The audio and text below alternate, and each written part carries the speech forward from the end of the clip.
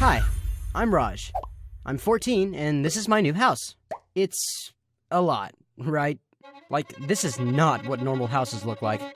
My story is all about how I found a secret passage in our new house. And I can't wait to tell you what I found in there. When I was younger, we lived in a tiny apartment in the city. There was enough room for me, Mom, and Dad, but then my sister came along. And then my brother. I was pretty excited when my mom told us that she had a new job at a university and we would be moving into a much bigger house, which was great. But when I realized that it meant I would also be moving schools, not so great. Still, I would be getting my own room and hopefully making new friends. So I tried to see it as an adventure. We packed all our stuff into a moving van and drove here. When she first saw the house, my sister was so scared she burst into tears. Mom said, "What's the problem? It's a huge house with a fantastic garden for you to play in." My sister said, "It's dark." My brother said, "It looks like it's gonna fall down and crush us." I was like, "Mom, it's gonna be hard enough being the new kid in school without being the kid who lives in the weird, spooky house." Dad tried to cheer everyone up and said, "Come on, everyone. It just needs some work to make it cozy."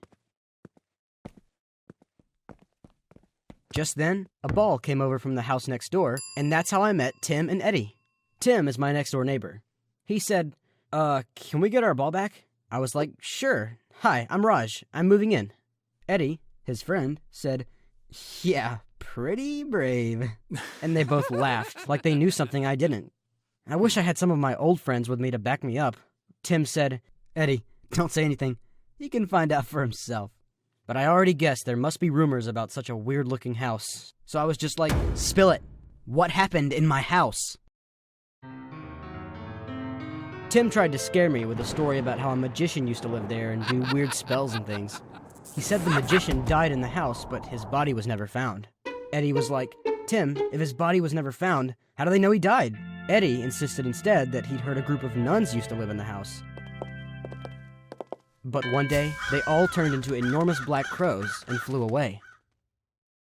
Just then, Tim's mom came over. She scolded Tim and Eddie. "Boys, don't be telling the new neighbor any of your silly stories. The nuns moved to Canada, and that magician retired to the south of France. The house was just rented by students at the university." Tim and Eddie were like, "Yeah, basically no one's ever gonna want to come to your weird house." And I didn't want to be known as the boy with the weird house, so I said, "Yeah? Shame. You'll miss out on seeing all the cool stuff that's still in there. Unless you're just too scared to come in," I said. Tim said he wasn't scared of anything, so I said, "Okay, come in then, if you dare." The house smelled weird and creaked a lot, and not all the lights worked. So basically, it was as spooky on the inside as it had been on the outside.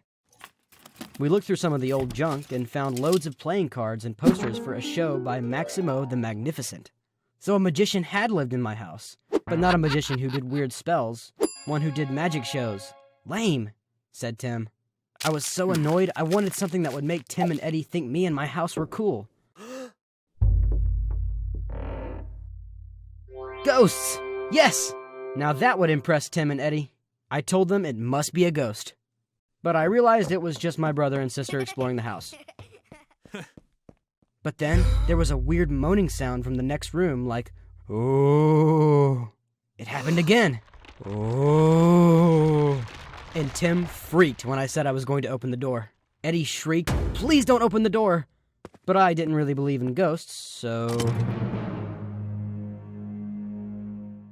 Eddie shrieked, "It's the nuns! They're going to turn us into crows!" The figure moaned again. "Oh." But I just shrugged and said, "Dad, enough already. You're so cringe." My dad took the cloak off and laughed at us. "Just came to tell you there's pie if you want some." Eddie and Tim were like, "This is lame. We're out of here." My first shot at impressing my new friends, and now they just thought my house was full of rubbish and my family were cringe. So Tim and Eddie went to leave. We found room after room of old junk and dust. Eddie was like, "Dude, how do we get out of your house?" But I didn't know. It was so dumb. I was lost in my own house. We found a dark room full of old books. Eddie was like, "Books! Really cool, man. Really cool." I was like, "Whatever." I leaned against the bookcase. Then, without warning, the bookcase swung open. Eddie and Tim were amazed. there was some kind of secret passage in my house. I wasn't so sure about going in, but I finally had something to impress my new friends with, so I wasn't going to turn it down. It was super dark. I took the lead, but Eddie and Tim weren't far behind. We went down so far that I guess we must be under the house. We came to a dark corridor. Tim said that smugglers used to live in this area hundreds of years ago, and maybe it was an old smuggling tunnel. Eddie said everyone knew that they dug huge tunnels here for the local power plant, and not all of them were used. They started arguing. But I was like, guys, there's someone down here with us. Tim and Eddie laughed. They thought it was my dad again, but then they got closer. There were 3 other people in the tunnel.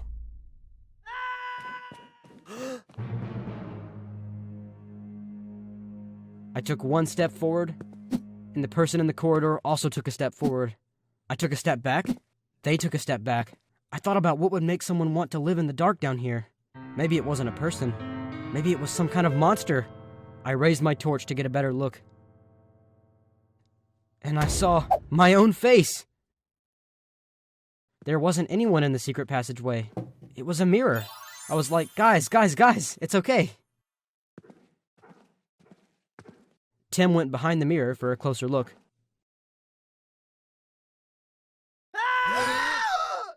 It was some kind of magician's trick, but Eddie and Tim were happy that I had finally been as terrified as they had been. Just then, we heard Tim's mom's voice and smelled her pie.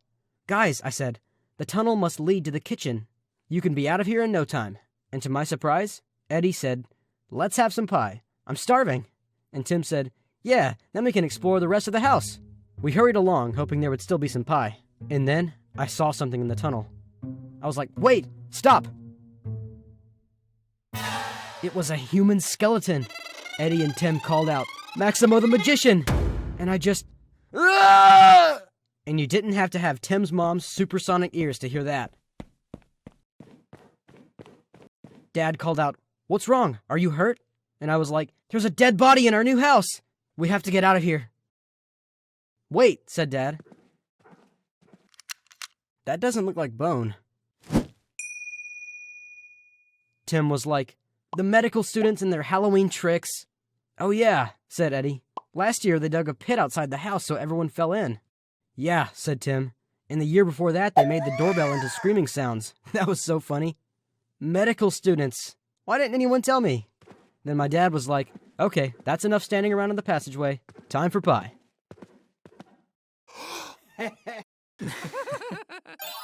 So even though my house is weird and spooky, it did help me to make new friends. Did you enjoy my story? Have you ever found a secret passage? What did you find? Do let me know in the comments. And if you need to move to a new house and go to a new school, just think, you probably won't have to deal with a skeleton in a secret passageway. In the end, my spooky house turned out to be a normal house just like any other.